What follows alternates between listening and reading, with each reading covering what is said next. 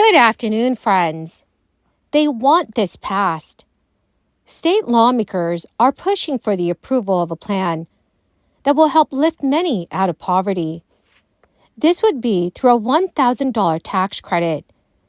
But many economists are now saying that the Federal Reserve is waiting too long to cut interest rates, and this could lead to a recession in the United States. My dear friends, please do me a big favor and watch until the end of this video. Also, every Friday, I will be announcing several winners for the Walmart gift card giveaway. All you have to do, friends, is click and like several of my videos, and then comment below the keyword of each video that you watch. The more videos that you comment on, dear friends, the greater your chances of winning these giveaways. I'm going to start with Mr. Davis. What would your definition of a free market be? One where you are able to bring goods, and if those goods bring value and the system sees value in them, you're able to bring those at a value you think is fair and reasonable and negotiate with the other sides in a world where you have free competition. So right there you said negotiate. Most free markets are typified by this. And I'd like you all to listen to this because I think the big challenge, if I were in your seat running your companies, is that it's not a free market. A free market means you've got a lot of choices, you've got vibrant competition, no barriers to entry, and you've got an engaged consumer. Now, do any of those apply to your business? I think all of those apply, but I think one thing we need to understand in the way our business functions, for a period of time, we have exclusivity. That's during the patent protection period. Thereafter, and in that period, we must reap a return on the investments we make to fund the R&D we do. Thereafter, drugs are freely available, and there is total competition in that space. But yet you would sue to keep transparency in terms of what the consumer price would be or the list price. Or you do things like tweak patents. That doesn't happen anywhere else. And you're not alone there. Hospitals and insurance companies do all this stuff behind closed doors as well. So I would think if I were in your shoes, you've got maybe a few years before, so none of that stuff really applies to you guys as I listed it. You might try to spin it that way, but it's not the case. I fixed it in my own business back in, probably 15, 16 years ago by creating healthcare consumers, by trying to avoid the system through wellness and prevention, which you don't hear much about. But when you do need it, it's got to be to where you've got a lot of options. And I understand you're a little different in terms of the R&D that goes into it.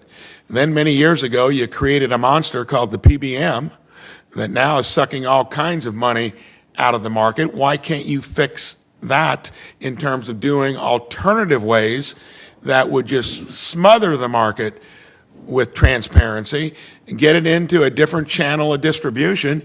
You got a guy like Mark Cuban that's trying to start a company at cost plus. You're going to probably need to find things like that, or you're going to be appearing more often here, and it's going to be where you're going to be regulated like a utility would be. A new bill in Nebraska's legislature could provide nearly 100,000 families extra money to help with raising young children. For the second straight year, Senator Daniel Conrad is proposing the state implement a child tax credit. Senator Conrad stated during a meeting, more and more states are adopting a child tax credit because it's helping working families address things like childcare, private school tuition, and transportation. The child tax credit would provide families with $1,000 per child with certain income limitations.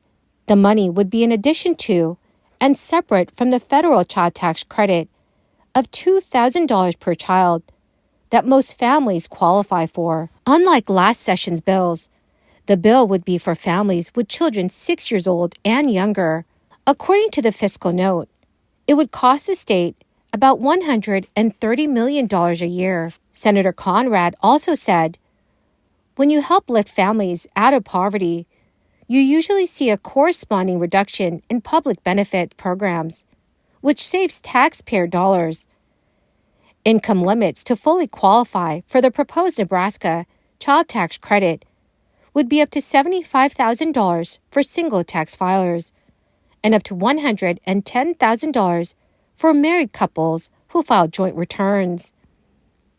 The credit received would gradually decrease before dropping off at $95,000 or $150,000, depending on how you file your taxes. The bill is still in the Revenue Committee and has not advanced to the full legislature. As inflation soared in 2021 and 2022, experts say that the Federal Reserve has waited too long to raise interest rates. Now that inflation is easing, the Fed may be poised to make another blunder by moving too slowly to cut rates and thus triggering a recession. Mark Zandi, the chief economist at Moody's Analytics, has said, the longer they wait, the greater the risk that something goes off the rails. So with annual inflation drawing closer to the Fed's 2% target goal and some risk to the economy growing, Mark Zandi says the Fed should start lowering rates in March or May at the latest. Inflation is currently running around 3% or slightly below. This is based on the two most popular measures, which is down from a 40-year high of 9.1% in June 2022.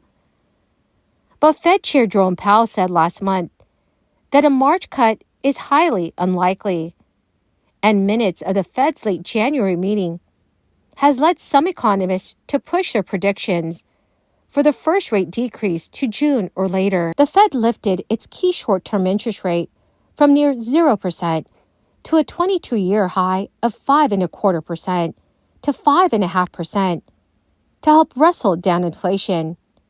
And since then, the central bank has held the rate steady. A drop in the benchmark rate would lower borrowing costs for mortgages, credit cards, vehicles, and other consumer and business loans, stimulating our economy. The prospect of lower rates already has propelled the stock market to record highs.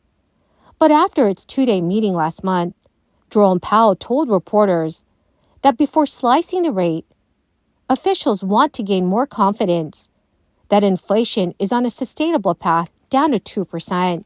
Most policymakers worried about the risk of acting too quickly to chop rates and reigniting inflation.